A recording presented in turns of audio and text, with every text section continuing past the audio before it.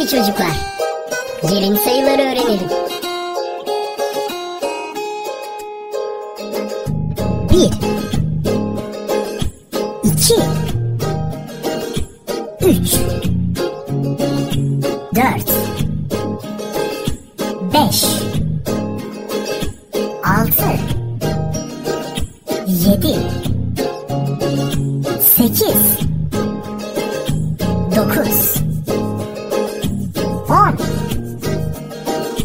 11 12 13 14 15 16 17 18 19 20